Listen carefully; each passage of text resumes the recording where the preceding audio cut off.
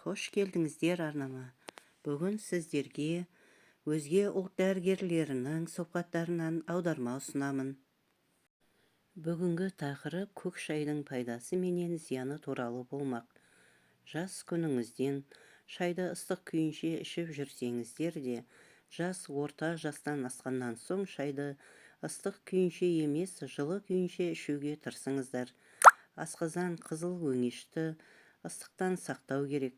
Себебі қызыл өңеш асқазан жолдары шырышты қабатын ыстық су немесе ыстық шай күйдіруі, одан соң қабынуға дейін өтіп кетуі мүмкін. Ол жерлерде дұрыс емес жасушалар бөлінуі себебінен өсінді ауруы пайда болуы мүмкін. Халық арасында қылтамақ деген ауру бар. Ол медицинада ас қорыту жүйесіндегі онкологиялық ауру деп айтылады. Бұл тамақ өтетін жолда қызыл өңеште өсінді пайда болып, тамақты буып қояды. Дәрігер ретінде ескертуім, бұл борышым. Ыстық тамақ, ыстық шай, ыстық су, бұлар жақсылыққа әкелмейді. Бірақ бүгінгі тақырып көк шай туралы болмақ. Көк шай басқа мемлекеттерден әкелінеді. Шайлардың ағзаға пайдалы жақтары бар. Негізі тамақтан алдын, тамақтан кейін ішуге болмайды деген сөзді көп естіп жүрсіздер. Солай ма? Егер мақсатты түрде тамақтан алдын да, тамақтан кейін де ішуге болады. Мысалы, кімдерге ішуге болмайды? Қанында гемоглобині азайып кеткендерге, аурудан жаңадан тұрып әлсіреп жүрген кісілерге, әлсіздерге, жүкті әйелдерге, тұрмысқа дайындалып жүрген жасөспірім қыздарға ішуге болмайды. Міне осы адамдар тамақтан алдын және тамақпен бірге шай ішпей тұрғандары дұрыс. Тамақпен бірге көк шай ішкенде жеген тамақтың пайдалы витамин минералдары ағзаға сіңбейді. Шай өз бойына сіңіріп, ағзадан шығарып жібереді. Арадан 2 сағат өткеріп шай іше беруге болады. Үлкен жастағы ата-әжелер, орта жастағы ағалар, әпкелер, сіздер де жетерлік калорияларыңыз болса, әрине шайды қалай ішсеңіздер де бола береді. Бұл жерде толық адамдар үшін шайды қайсы кезде ішетін болса да бола береді. Көк шайдың антиоксидант қасиеті бар. Алма, нан, қант, шоколад қандай зат болса да өзіне лайық канцерогендік және зиянды жақтары болады. Ағзаға осылармен күресетін иммун жүйесі бар. Тазалайтын жүйелер бар. Көк шайда антиоксидант, жеген тамақтың ағзаға зиян заттарын ағзаға зияны тимесі үшін ағзадан алып шығарып жібереді. Көк шайдың онкологиялық аурулардың алдын алатын улы заттарды, токсиндерді шаюда көмегі зор. Ішімдік ішкен күннің ертесіне көк шай ішетін болса, асқазанды, ағзаны шаяды. Көк шайдың құрамында майды ерітетін витаминдері бар, сондықтан салмақ тастауға көмегі бар. Қара шайдың да майды ерітетін қасиеті бар. Ежелгі Қытай елі көк шайды өмір ұзартады деген мақсатта ішкен. Негізі қою тамақты көп жегендіктен қан қоюлап, өмірдің қысқаруына әкелуі мүмкін.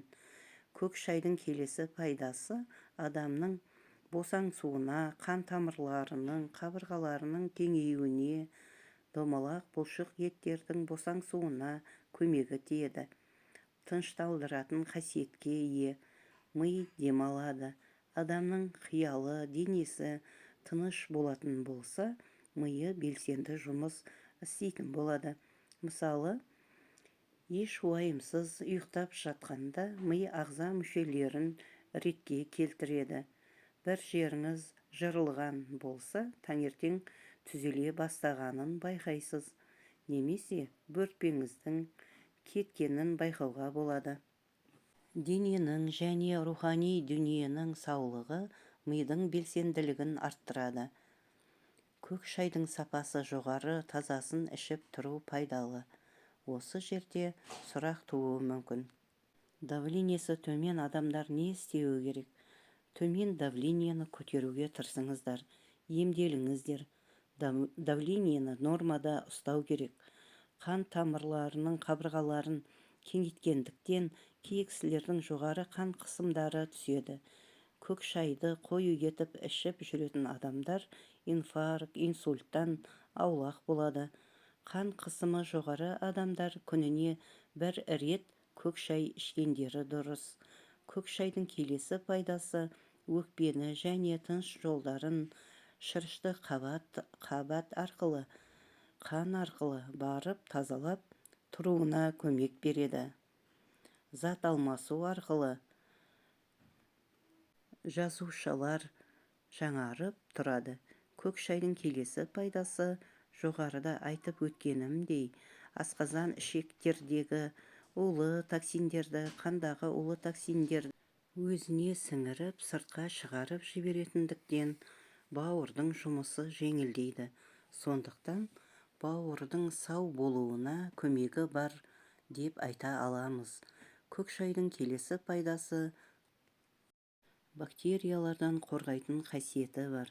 Көк шай ішкенде ауыз бостығындағы бактерия, микроб, кариес, стоматит болудың алдын алады. Жас балалар көк шай ішпегендіктен оларда стоматит, кариес көп кездеседі. Келесі көк шайдың пайдасы адамның иммундық жүйесін жақсы ұстап тұруда көмек береді. Келесі пайдасы сүйектеріміздің мықты болуына көмек береді. Көк шайдағы витаминдер сүйектердің бірігуіне түрткі болады. Қытай халқы көк шайдың сапасы жоғары сортын ішкендіктен үлкен жастағы қарттары да омыртқалары иілмеген бойда тік ұстап жүреді. Ағза суға қарағанда көк шайды ұнатады. Судың да орны бөлек, әрине. Көк шай ағзаны жуып, тазалап, токсиндерді шығарып жіберуге көмегі зор. Көк шайдың ішінде минералдары да бар, микроэлементтері де бар, витаминдері де бар. Осымен аударманы аяқтаймын. Ақпараттар пайдалы болса, арнама тіркеліп, комментарий жазып, лайк басып, қазақша контенттің көтерілуіне көмек беріңіздер. Егер қоңыраушаны басып қоятын болсаңыздар, жаңа шыққан видео туралы сізге ескертпе барып тұратын болады. Тыңдағандарыңыз үшін көп рахмет.